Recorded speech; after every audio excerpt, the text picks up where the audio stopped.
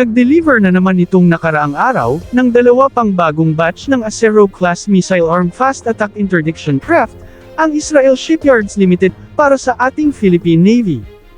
Ang dumating na dalawang mga fast attack crafts ay bahagi pa rin sa Horizon 2 Fast Attack Craft Priority Project ng Littoral Combat Force ng Navy, kung saan 8 vessels ang ni-require ng ating Navy, ngunit dinagdagan ito ng isa pa ng Israel.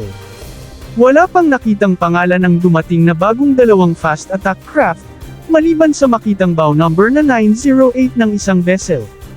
Ang latest fast attack craft ng Philippine Navy ngayon na nasa serbisyo, na may bow number 907, ay ang BRP Lawrence Narag.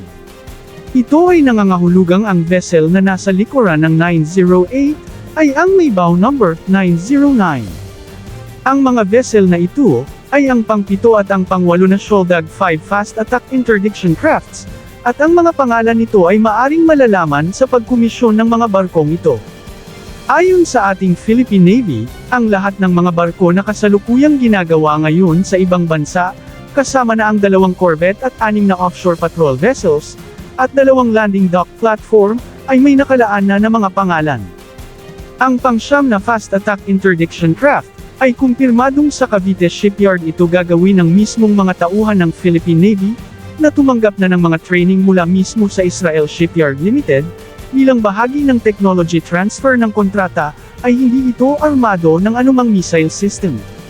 Tulad ng huling dalawang fast attack craft na BRP Hermenegildo Yerong at BRP Lawrence Narag, na na-deliver noong Mayo nitong 2024, ang dalawang fast attack craft na ito, ay maging armado rin ng Spike non-line of sight missile, base sa kontrata ng Israel Shipyard Limited, at Philippine Navy.